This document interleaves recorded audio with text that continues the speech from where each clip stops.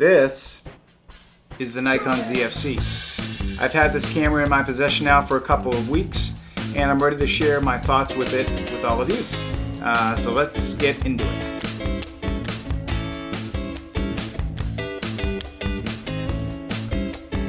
Hey everybody, I'm Ted. This is my channel, and I haven't been making videos for a long time, but I'm getting back into it, and I'm kicking everything back off with the Nikon Zfc. This has been a highly anticipated camera from Nikon for a while now. It was announced about 2 months ago and finally started shipping a couple weeks ago in limited numbers. Most places still don't have stock of this yet, but I've got a copy here and I'm putting it through its paces, and I'm going to share with you what I think about it. First off, I'm going to tell you what I like, and then I'm going to tell you what I don't like. What I like, obviously the retro styling.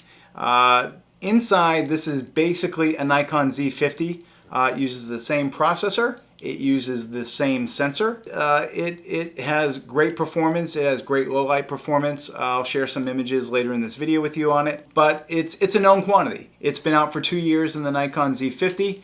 And if you've read reviews of that camera or you've actually used it, you know it's a great sensor for a crop sensor body.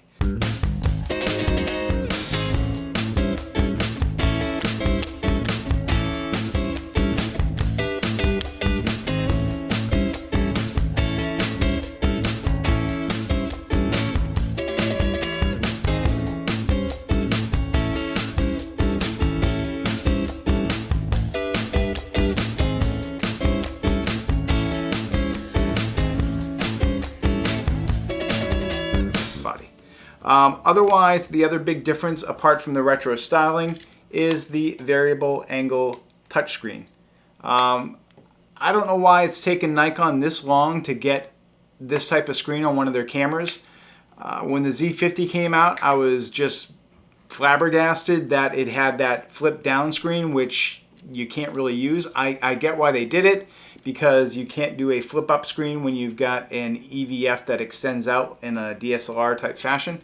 But they could have gone with the articulating screen back then. I don't know why they didn't. I'm glad that they finally have with the ZFC. And my hope is that on the next iteration of the Z6 or maybe even the Z5, that they add this type of screen to that, to either of those cameras, because I really think it is the best type of screen you can get. Let me know what you think down below in the comments if you disagree. Otherwise, the top, you get an ISO dial, you get a shutter speed dial, and you get an exposure compensation dial. Unlike Fuji film cameras where you get an aperture dial on the lens, you really don't on the Nikon ZFC kit lens here.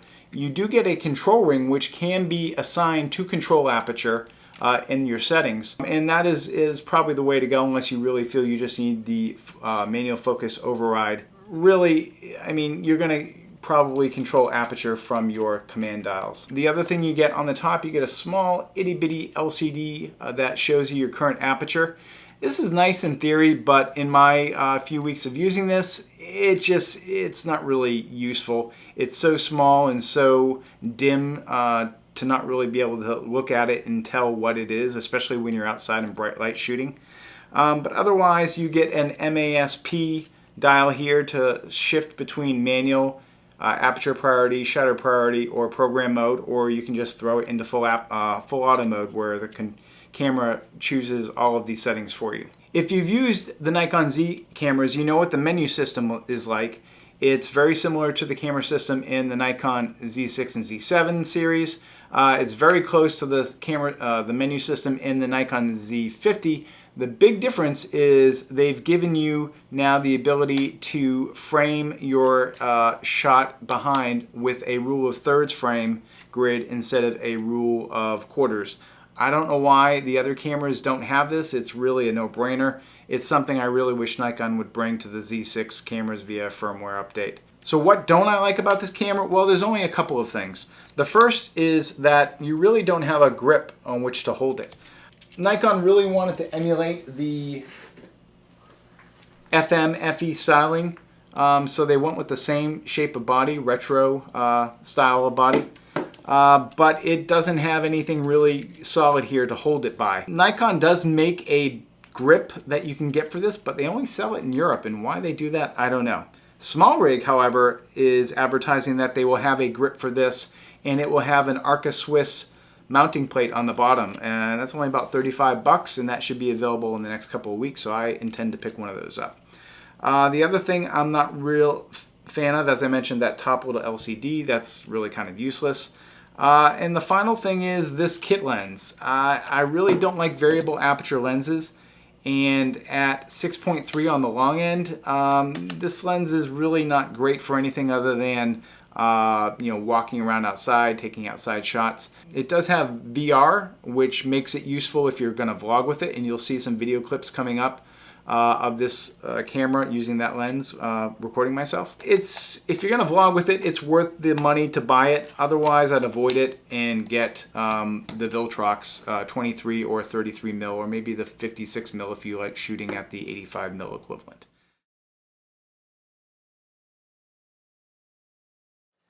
Okay, so here I am vlogging with the Nikon Zfc.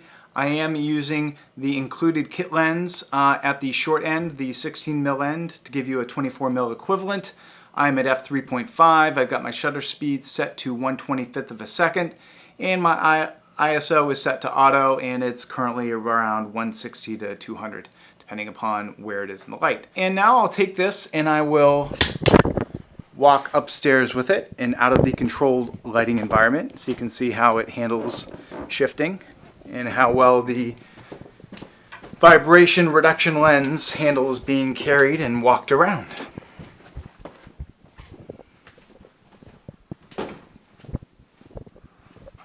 So not bad. The IAF is sticky. It's better than the Nikon Z6, as I mentioned earlier, and really quite impressed with how well it works for both people and for pets. It picked up my dog's eyes really, really well. All right. So now I've switched over to the Viltrox 33 1.4. I've upped my shutter to 1/100th because I'm shooting at f1.4, and I don't have an ND filter that will fit this lens yet. So this should hopefully be a good setting for this video. You can see here that the shallow depth of field really comes out with the 1.4 lens, and the background's pretty well blurred. And I can see from the screen that the IAF is just sticking on me really well. And I've been very impressed with these Viltrox lenses. I've had the 23 mil on the Fuji system, and I really love that lens. I thought it was much better than the older Fujifilm 23 mil f1.4, which has been out for like 6-7 years and is in desperately need of an upgrade. The only thing I don't like about this lens is that it has a declipped aperture ring for video. That actually might be a positive, and you can always just throw the lens on the A setting and it will let you set the aperture from the control dial on the camera itself. But yeah, really impressed with this lens, how it performs. I really would like to see Viltrox come out with the 16 mil version for APS-C cameras. This would give you a nice 24 mil equivalent on Nikon's crop sensor cameras and would be the perfect vlogging lens in my opinion. I am using Viltrox's 24 mil on my Sony a7C to record the other part of this review, and I really love it. I think it's a great lens, especially at the price at about $400. So let me know what you think of the Viltrox 33 mil f1.4 on the Nikon Zfc down below in the comments. What do you think of this camera? Is this something you've been looking forward to? Is this something you're going to add to your kit? Let me know down below in the comments. And if you haven't, please subscribe to my channel. I'm trying to build subscribers, and if you would click the subscribe button and the bell icon to get notifications when new videos become available, I'd greatly appreciate it. Thanks again, and I'll see you in the next one.